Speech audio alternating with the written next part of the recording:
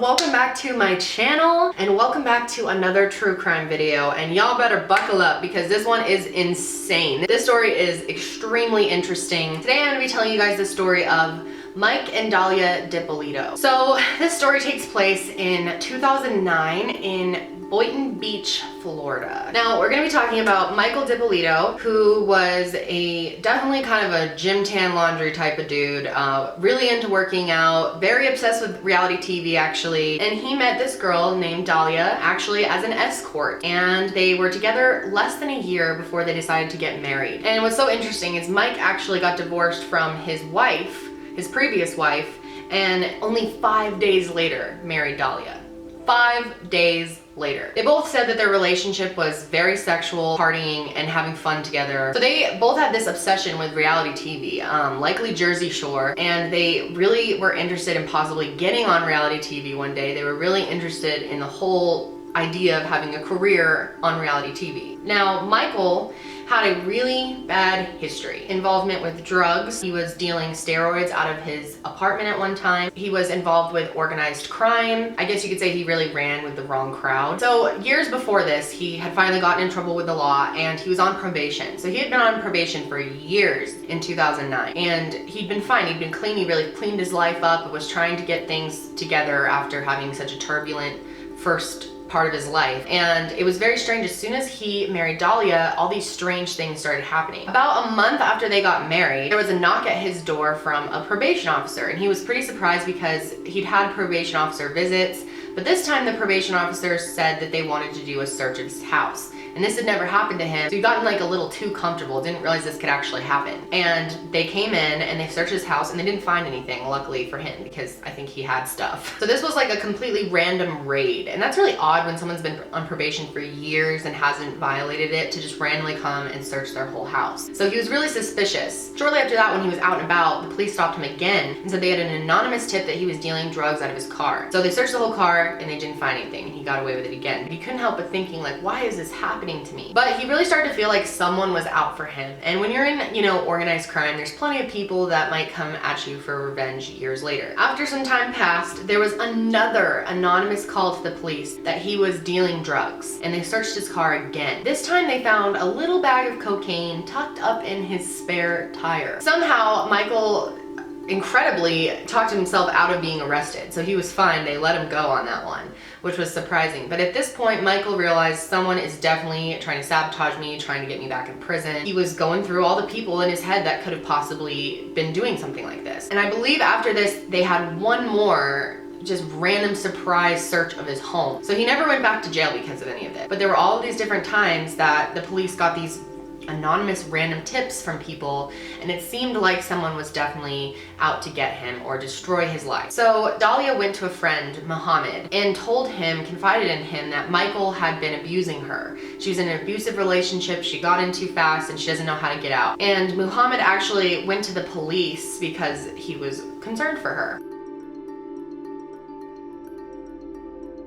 Dalia went to the gym early in the morning, a little bit before 6 a.m. And while she was there, she received a call from the police sergeant. He called her at around 6:40 a.m. and he told her that she needed to come back to her residence right away. When she got there, there was yellow tape on the grass around her front door. She went up to the sergeant, and here you can just watch the clip of what happened next. I'm Sergeant Ramsey. I'm the one that called you. Thank you for coming. I'm sorry to call you. Listen, we had a report of a disturbance at your house, and there were shots fired. Is your husband Michael? Okay, I'm sorry to tell you, ma'am. He's been killed. He's been killed, ma'am. I'm sorry. No, he's not. Listen. No. Try to calm down. Listen, right now, we need to get you to the station. No. We need to get you to our police station. I want to see him. I can't let you in, man. We have to do our job. You want us to find his killer, okay? We need you to calm down. I'm gonna need you to go with these detectives, okay? Does he have enemies? Is there anyone that would want to hurt him? Okay, who would want to hurt him? Witnesses said they saw a black male running from me. I can't let you see him, ma'am. Ma'am, I cannot do this right now. Ma'am, I can't do it. Detective Yopi, I need you to take her to the station. I can't. Ma'am, go with these detectives. If you want to help your husband, okay? If you want to help your husband, you need to go to the station with these gentlemen and tell us everything you know about who he knows, who he's connected to. Don't worry, we've already taken care of your dogs with animal control for right now. Everything's under control. And we'll take care of everything else, okay? Thank you, guys. So obviously Dalia was heartbroken. I mean, her husband just got murdered in their home, and maybe it was the same person who had been trying to ruin his life. So they brought Dalia into the police station. I'm sorry for your loss. I just want to see my husband, please. All right, honey. I love my husband, but I love him too. No, you don't want to say no. I just want to say Believe me, you don't. And they actually brought in the man who killed Michael and let her talk to him. I want to know if you know this guy. Come here. Bring this guy in here. Get over here. Get over here. You know who this guy is? No, You've never seen him before. I've never seen him before. Ever. Do you know her? Put your head up and look at it. I've never seen him. What were you doing coming out of her house? Get him out of here. And you might be wondering why I seem kind of lighthearted about all this. What if I told you that Michael never died? In fact, he wasn't even in the apartment. The whole thing was set up. Are you confused yet? Okay, so now that I've gotten that part out, if you remember, Dalia met with that guy Muhammad before this all happened. And she told him, I am really concerned for my safety and I think you need to kill my husband. And Muhammad was like, wait a second, I am not killing anybody. Like, what are you talking about? And then she said that if you don't do it, I'll have to do it, and started making these threats. And he got really angry with her and she left. Then Muhammad went to the police and told them that she was interested in killing her husband. She asked if I knew someone who can kill her husband for her. I got really mad. I told her to get the hell out of the car. So the police set her up with Muhammad and cameras in the car, and check out their conversation. Me going and filing for divorce, like he'll come after my ass, period. And all his friends are just like organized crime or whatever. When are you gonna give him the money? Today. He just needs the price of the gun. You're sure everything else is okay? Yeah. You're sure? Yo, what more sure can you want? You're planning a murder. His mom is not gonna be suspicious of you or anything like Why that. me? Like, do you know what You say telling somebody that- it? Nobody's gonna be able to point a finger at me. My sent off the pictures.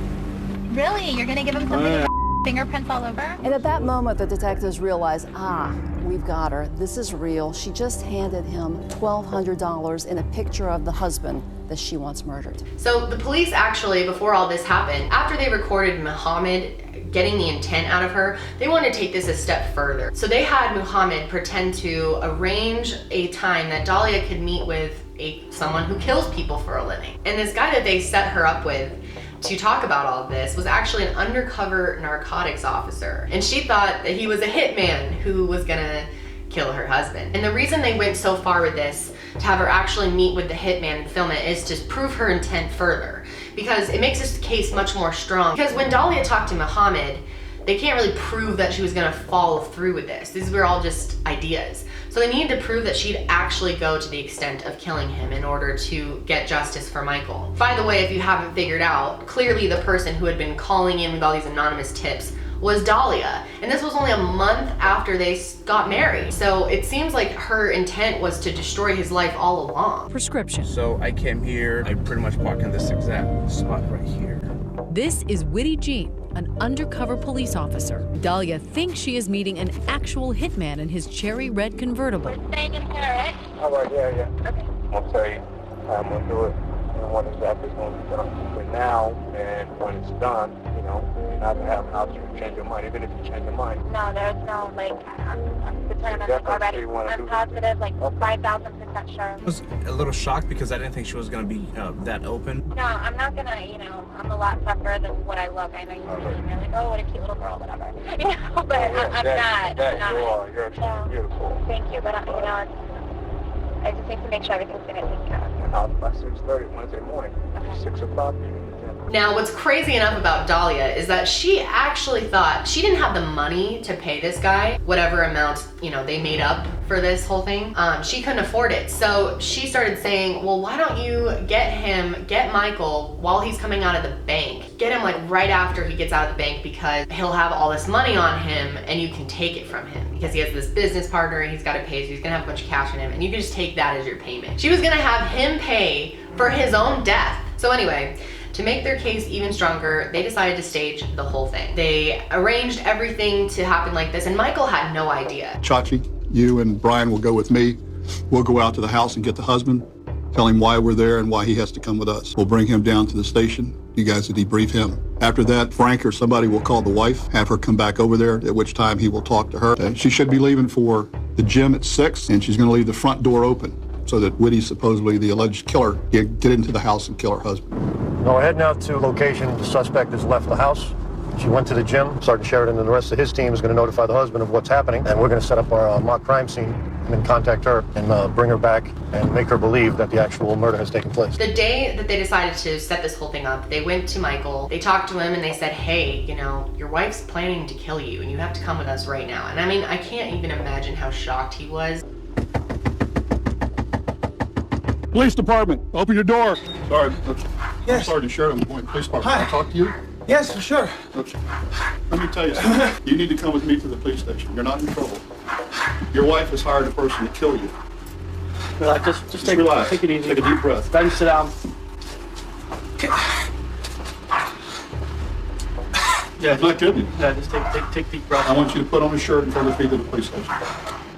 Can you come with me? Sure, of course I will. Yeah, I Can I want to. tell you, just, I don't know what, this is a little weird. I know it is. Let's go upstairs. For whatever reason today, like I'm sick, man. I had know. surgery on my back, went to the gym. I know where she's at. We don't have much time. Yeah, all right. But he went with them, he cleared the house, they brought him back to the police station. Can I have your key? Because when we leave, I want one of the detectives to Can you lock just your make sure house. to get it back to me? Oh yeah, they're going to come down with you. Will you All right, lock that's up the only this key I house? have, man. Thanks. And while he was at the police station, he was watching all of the undercover footage of her talking about how she wanted to have him killed and everything. Your wife hired somebody to kill you. How long after you get married do you start, or do you ever feel that something's not right with her? About a month and a half. Right away. The money starts disappearing.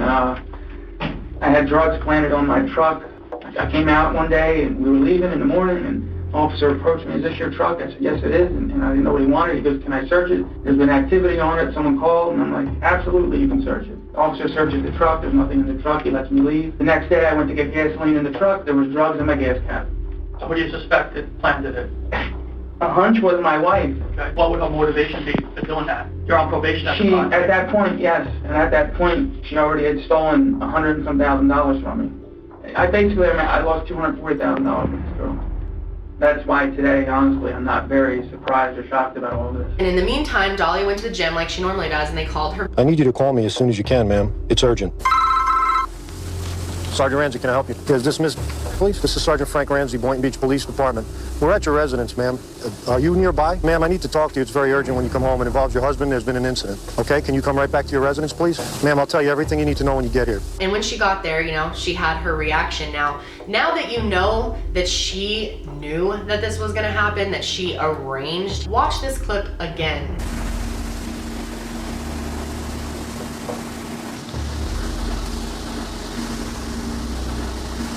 I'm Sergeant Ramsey. I'm the one that called you. Thank you for coming. I'm sorry to call you. Listen, we had a report of a disturbance at your house, and there were shots fired. Is your husband Michael? Okay, I'm sorry to tell you, ma'am. He's been killed. He's been killed, ma'am. I'm sorry. No, he's not. Listen. No.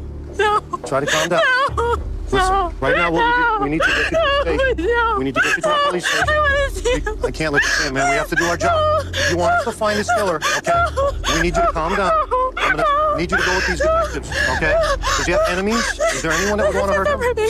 Okay, who would want to hurt him? Witnesses said they saw a black male running from me. I can't let you see him, ma'am. Ma'am, I cannot do this right now. Ma'am, I can't do it. Detective Yopi, I need you to take her to the station. I can't. I got the two detectives to take her in the car back to the station. She wanted to go in the house to see him. Right. Okay, she wanted to see him. Obviously, we wouldn't let that happen because it's a crime scene. But I'm sure she wanted to see him to verify the fact that he was actually dead. It's pretty amazing how she acted. I mean, for me, it was like so obvious. It was such fake emotion. And so they brought her to the police station. They sat her down. And at first they had her actually see the killer, and that was her real reaction.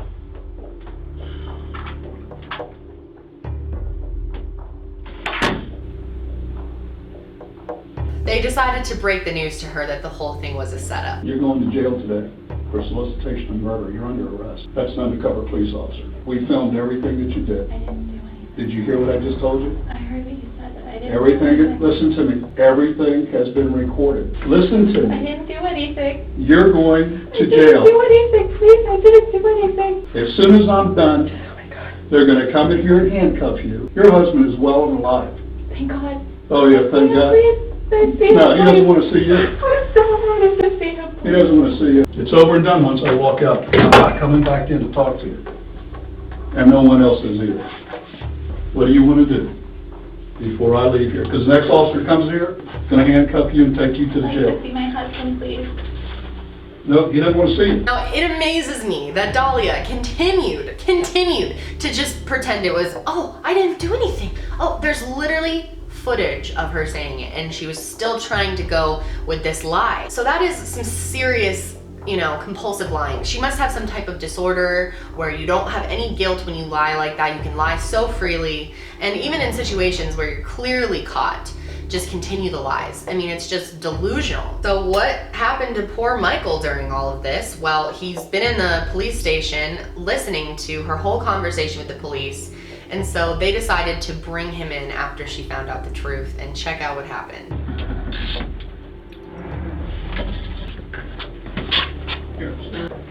Oh my God. He's alive. Come here, please. Come here. Mike, come here. Come here, please. Come here. I can't fix this. Why not? I didn't do anything I to heard you. you. Mike, come here, please. Come here. Okay. Like, we'll take her back to Brooklyn, please. It's amazing to me that she was literally shouting orders at him. Come here, Michael. Like, you just tried to have him murdered. You think he wants to come hang out with you? And even in jail, she had calls to him where she was trying to pretend like it all somehow wasn't true. I took the call because I had to. I just had to hear what she was gonna say. But it's not possible. What they're saying is not true. How in the hell did I hear it and see it? I heard what you heard. It's not true. I heard what you heard and I saw what you saw. Everything they showed you, they showed me. And how is it not? How are you telling me that? I It's am not giving you my word that it's not true. It was pretty shocking, the whole thing. And so they went to court and she hired a defense team, and the defense team came up with this entire defense strategy that basically Michael was in on the whole thing too. Their defense made zero sense, but they basically were trying to say that they both really wanted to be on reality TV and they agreed together to pull this huge stunt, and then she just got played in the whole thing, which is just so inaccurate. And as soon as they interviewed Michael, you know, he was like, no, I had no involvement or any idea about any of these things. Why would I call the police on myself? I mean, this makes no sense, right? So obviously this didn't hold up in court at all. In the trial, the jury completely rejected all of her claims. None of it made sense. And she was sentenced to 20 years in prison. I've been advised that the jury has reached a verdict. Ladies and gentlemen, when the jury comes in, I know some of you are here just because you're, interested in this case, but some of you might have a lot of emotional investment in the case. And so if you think that receiving the verdict is going to cause you to have an emotional outburst, now would be the time to perhaps step outside. In the Circuit Court of the 15th Judicial Circuit, Criminal Division in 4, Palm Beach County, Florida, in case number 2009-9771, State of Florida versus Dalia Dippolito. Verdict, we the jury find as follows. As to count 1, we find the defendant guilty of solicitation to commit first-degree murder. Now, Dalia was really upset with this, and her lawyers decided to appeal it because they heard that one of the jury members found out some misinformation on Dalia, that she was planning to kill her husband with antifreeze, and this wasn't actually true. So they got the whole trial thrown out and they got to do a completely new trial. In this second trial, she really tried to argue police entrapment, that the police set her up and that she was innocent in all this, which, as we know, makes no sense because we can clearly hear her say several times she wants to have him killed, even getting money out to have him killed. I mean, it's pretty ridiculous that they even tried to fight this so hard. It seems like such a slam dunk. Now, the reason that she was able to argue that the police department was corrupt is because they had been working with the popular TV show Cops, this particular department. So she tried to argue that they were only doing this and filming it. And the reason it is filmed, because it was filmed, the first time I saw this case was on Cops. It was filmed because they were there. So she tried to argue that this was all part of them trying to gain more deals with cops. Crazy thing about this trial is that the jury was split completely in half. It was a deadlock trial, so it was declared a mistrial. Back to the Dalia Dippolito retrial, which is now a mistrial. At this point, it had been 8 years, and she hadn't spent any time in jail. She'd been on house arrest. But finally, this last summer, and this is why I've been waiting to make this video, because I knew this third trial was gonna happen in 2017 in the summer. I wanted to wait till it was done, until we had the full final conclusion to this. And the jury finally did find her guilty. Circuit Criminal Division in and for Palm Beach County, Florida. State of Florida versus Dalia Dippolito, defendant. Verdict. We, the jury, find as follows. As to count 1, we find the defendant guilty of solicitation to commit first-degree murder as charged in the information. So say we all, the 16th day of June, 2000. All right, Ms. Dippolito, you may be seated. Does the defense wish to poll the jury? To poll the jury, and what that means is that the clerk is going to ask each of you by number. She'll just call out your number, and it's fairly simple. It's a bit anticlimactic because you saw that when I discharged the alternates, I gave them certificates of appreciation. You're going to have those same. I'm now going to discharge you from service in this case. Again, with our thanks, we're going to take you out.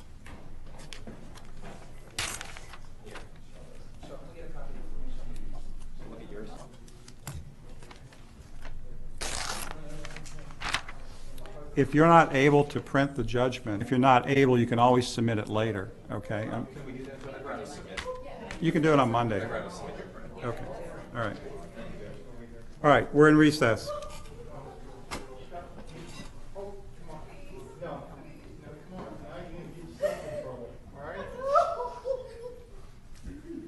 This time, the jurors all unanimously decided that she was guilty. This summer, she was actually sentenced to 16 years in prison. But since she's already served 8 years on house arrest, she only has to serve half of this time in jail. So she's only getting like about 8 years in jail for this crime. Now, one of the main reasons that they did this is because in the meantime, Dalia gave birth to her first son. So it is very unfortunate for a son to have to grow up without their mother most of their life. So I'm curious, I really want to know what you guys think about this. I mean, this doesn't happen that often, at least not in like the main headlines.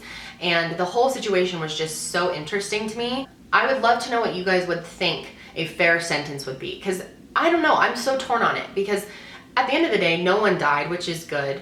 Everyone's still alive, and she does have a son. But on the other hand, if this wasn't set up, and she actually did set this up, and he got murdered, and she got away with it, like, most hitmen are able, they're like professionals if you find a good one. They're so good at their job, they can make it look like someone else did it. And with all his, baggage in his past and his troubled times that he's had, it makes sense. Maybe someone finally came back, his past came to haunt him and killed him. So she may have gotten away with it. So from that standpoint, it's kind of like she still did everything that she would have done if this was real. So where do you draw the line? So I'm completely, undecided about what I think. I really want to hear your guys' opinions on how long you think someone should be in jail for something like this. Do you think the sentence was fair? Do you think it's too much? Do you think it's too little? I want to know your thoughts on this whole thing. And you know what? This is actually really nice for me, doing a crime video where no one dies.